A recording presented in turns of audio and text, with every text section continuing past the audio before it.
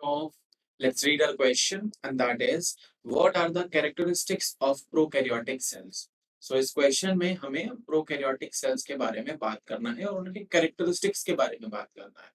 क्योंकि जब भी हम सेल की बात करते हैं तो जैसा आपको पता होगा कि हमारे पास दो टाइप के सेल्स होते हैं, एक होता है प्रोकैरियोटिक और एक होता है यूकैरियोटिक। तो जब भी हम प्रोकैरियोटिक सेल्स की बात करते हैं तो जो टर्म यहाँ पे आप देख रहे हैं इसका मतलब होता है प्रिमिटिव या फिर ओल्ड सेल्स। जो ओल्ड है या प्रिमिटिव है या जिनमें ऐसे फीचर्स है जो उनको ऐसा बनाते हैं, हम उन्हीं को क्या कहते हैं, प्रोकैरियोटिक सेल्स कहते हैं। जबकि यूकैरियोटिक्स जो होते हैं जिसमें जो टर्म यू होता है उसका मतलब होता है ट्रू सेल्स। ट्रू सेल्स मतलब जिसमें वो सारे कैरेक्टरिस्टिक्स होते हैं या वो सारे फीचर्स होते हैं जो उसे एक सेल बनाते हैं, जो कि हम यहाँ पे कह सकते हैं प्रोकैरियोटिक सेल्स में एब्सेंट होता है। और इसीलिए क्या होता है, हम इसे सेपरेटली स्टडी करते हैं या एक सेपरेट डिवीजन के फॉर्म में स्टडी करते हैं।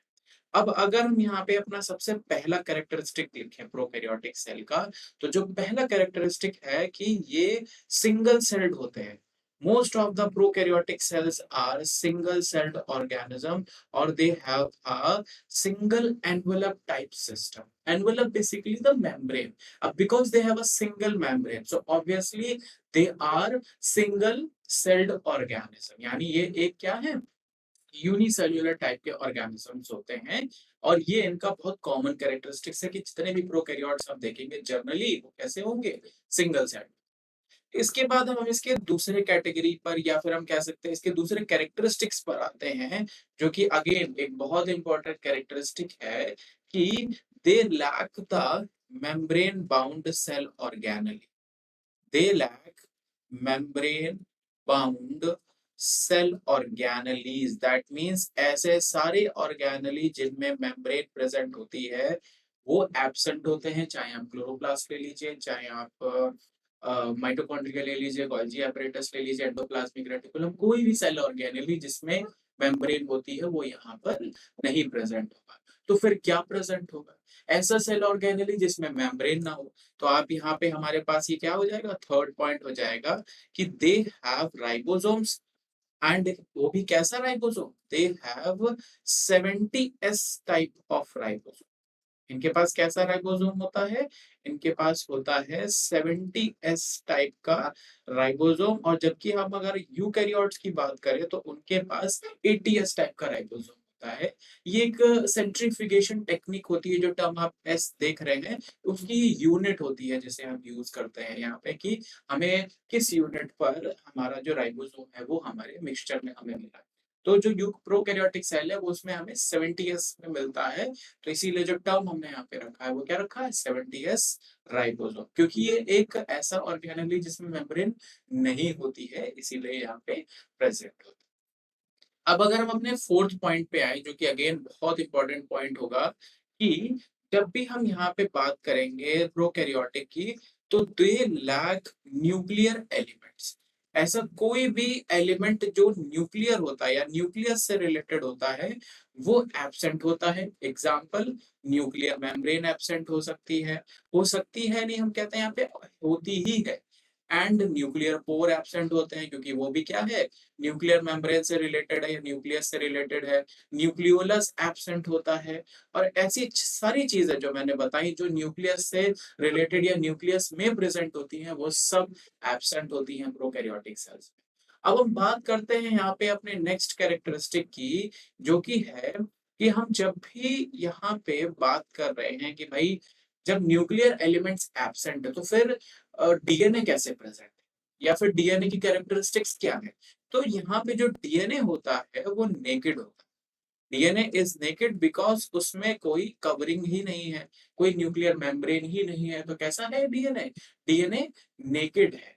और यहाँ पे एक खास कैरेक्टरिस्टिक्स ये होती है कि जो हमारे यूकैरियोटिक सेल्स होते हैं उसमें डिफरेंस ये होता है कि हमारा न्यूक्लियस और जो साइटोप्लाज्म का एटमॉस्फेयर होता है वो डिफरेंट होता है। इसीलिए डीएनए कभी भी न्यूक्लियस से साइटोप्लाज्म में नहीं आता है, और इन केस आ भी गया तो डिस्ट्रॉय हो जाता है।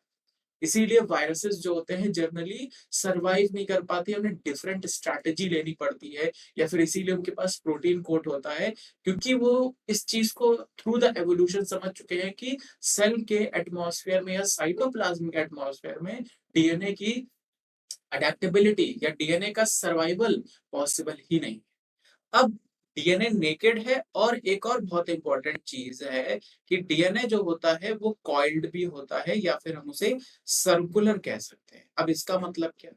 जब भी हम प्रोकैरियोट्स पढ़ते हैं तो जो मेन डीएनए होता है उसके अलावा भी बहुत सारे बैक्टीरिया में या प्रोकैरियोट्स में एक्स्ट्रा डीएनए होता है, जो कि यूकैरियोट्स में भी कभी कभी होता है, जिसे हम प्लाज्मिड कहते हैं।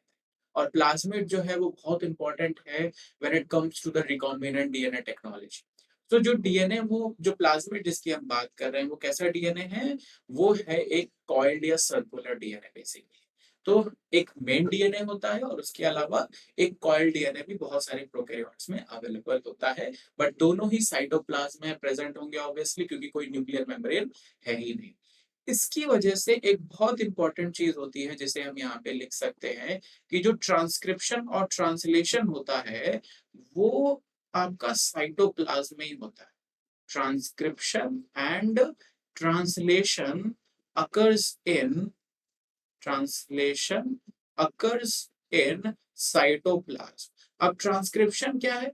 ट्रांसक्रिप्शन बेसिकली होता है जब डीएनए जो है आरएनए में कन्वर्ट होता है, और ट्रांसलेशन होता है जब आरएनए प्रोटीन में कन्वर्ट होता है। तो जो यूकैरियोटिक सेल्स हैं उनमें तो न्यूक्लियस में हो जाती हैं सारी चीजें, एज आई टोल्ड यू कि डीएनए तो बाहर आ नहीं सकता, बट प्रोकैरियोट्स में तो ये सारी चीजें है ही नहीं। इसीलिए replication and then transcription and then translation, ये तीनों स्टेप कहाँ पर हो रहे हैं? साइटोप्लाज्म में ही हो रहे हैं। और ये सारी कैरेक्टरिस्टिक्स जो कि आप यहाँ पे देख रहे हैं, ये प्रोकैरियोटिक सेल्स की कैरेक्टरिस्टिक होती हैं।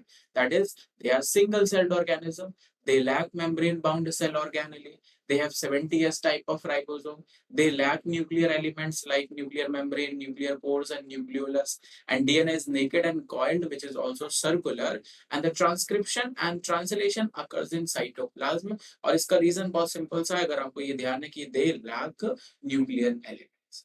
I hope this will help you. Thank you.